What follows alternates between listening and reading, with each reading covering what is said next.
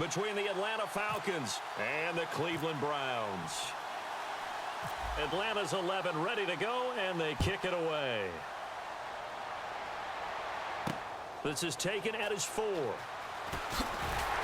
he'll take it up past the 25 to the 26-yard line.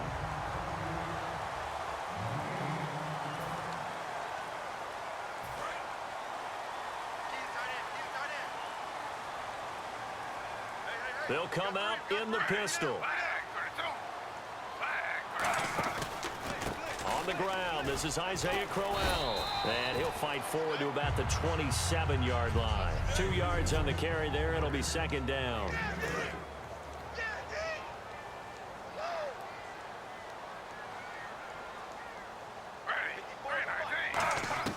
On second down, here's Griffin. And the connection made to Terrell Pryor. And he's free going down the left side. It's a foot race. And all the way in. Touchdown, Cleveland.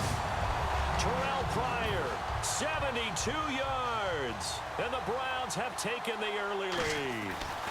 Well, that's how they envisioned it. Get the football to start the game and score it. And I don't know if that was scripted. Was it an audible? Or was it just a play call that they had in their pocket? No matter what, they had the right call on against the right defense, and they end up in the end zone. This is taken about 7 yards deep. And nice work on the return as they'll start their drive just past the 30-yard line.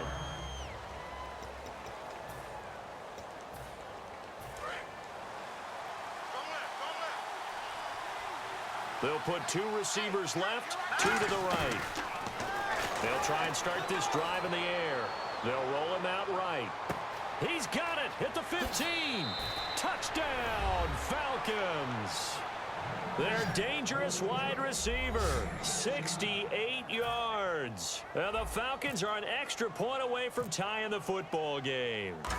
And when a Hail Mary is completed for a touchdown pass like that, I think any defensive coordinator just puts their face right into their hands. I don't think there's any doubt about it, and I don't have stats in front of me. I don't have the empirical numbers that say that in recent years the Hail Mary pass has been completed more than it has been, but it feels that way, doesn't it? And I know the defenses are spending more time on it. I think the biggest mistake they make is that they play everything from behind. Back with Charles Davis, I'm Brandon Gaudin. The Browns with a football to begin quarter number 2 as they take over here 1st and 10.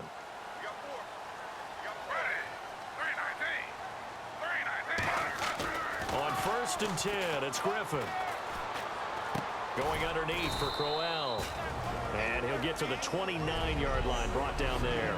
So we're back in the offense getting set following the call of that timeout.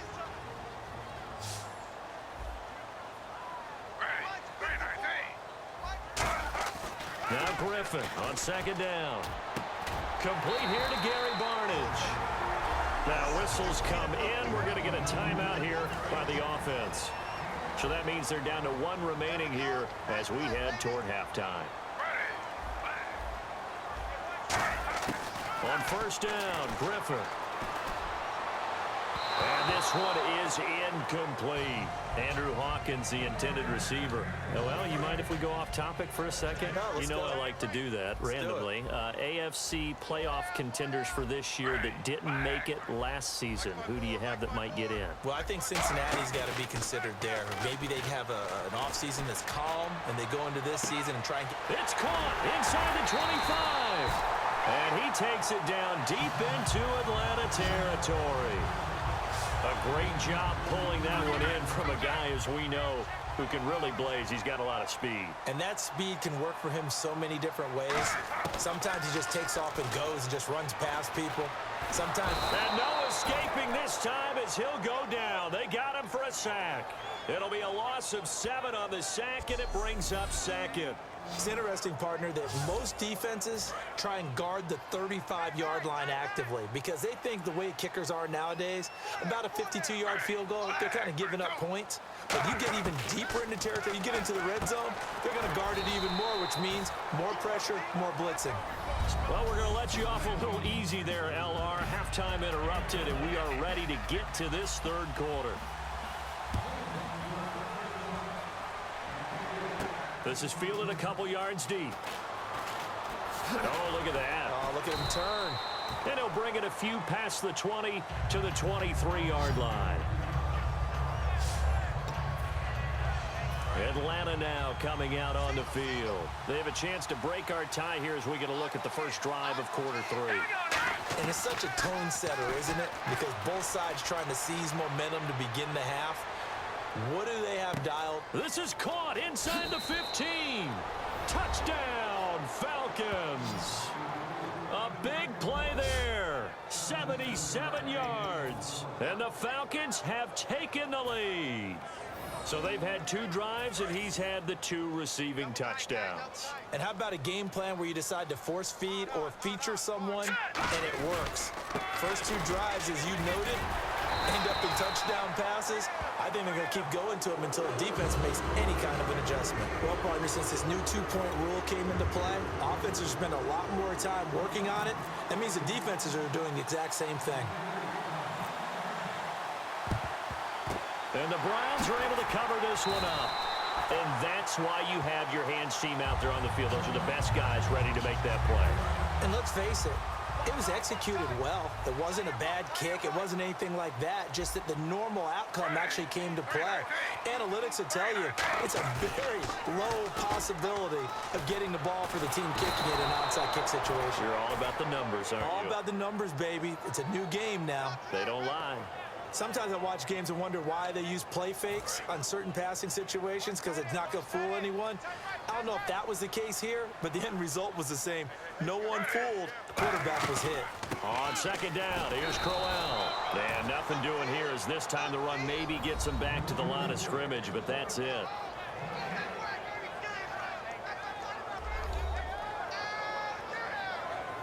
And this will probably be the last play of the quarter.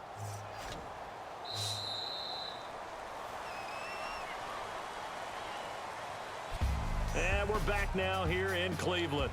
It's the Browns with a deficit. They're trailing, but with the football here to start the 4th. And it looks like we've got a dime set here defensively. 6 DBs in the game. He's back to throw. And nearly intercepted there. That would have been ball game if he had clinched it and caught it. Instead, it gives him one more chance here on 4th down. So down 6, and they know they need this one on 4th down.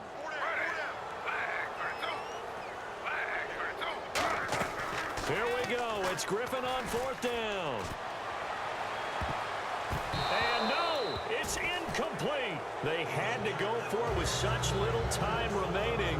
And that'll be just about all she wrote for this one. Here comes the Falcon offense now as they get set to take over here. They have the lead, obviously, late in the game. I guess the good news for them is if for some reason they would make a mistake, a field goal does the opposition no good. Everyone loves. And this is caught.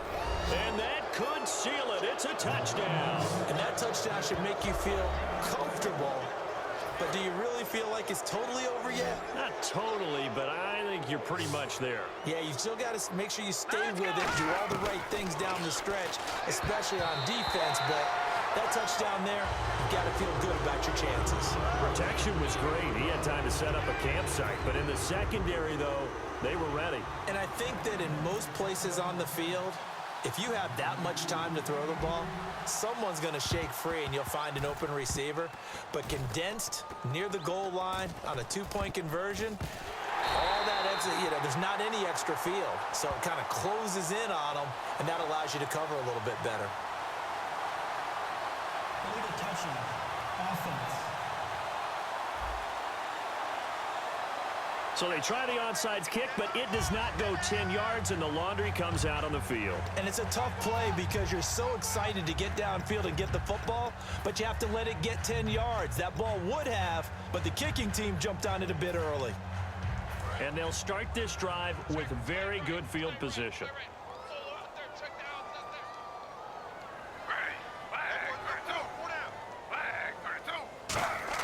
They'll throw on first down with Griffin. Surveying the field. And a hook up over the middle to Pryor. 7 yards, the pickup on the pitch and catch. And they're going to speed things up here. On second down, Griffin. And this one incomplete. So the clock stopped now with 20 seconds remaining. It's a tried and true formula, and I don't think it'll change for as long as we play football. If someone's trying to throw the ball and you can put pressure on them and make it tough, that's only going to help your defense. Yeah, he's since being hurried. He got rid of it before taking the hit, but incomplete. The intended target was Corey Coleman, and it's now 4th and 3. We know it's not an easy job to go out and catch passes when people are trying to tackle you and knock the ball away, but the bottom line is that's a pass he's got to have and a pass he should have caught. Got to try it here. He's back to throw. And that'll be incomplete with 11 seconds remaining now. They had to go for it with such little time remaining, and that's going to be just about all she wrote for this one. So with that, we can just about close the book on this one, Charles. Yeah, what's the old expression about slim and none? Well, Slim just left town on that They're one. down to none? Yes, exactly right. And this is incomplete with a clock showing just 3 seconds left. Now hold everything here. We're going to get a timeout by the offense.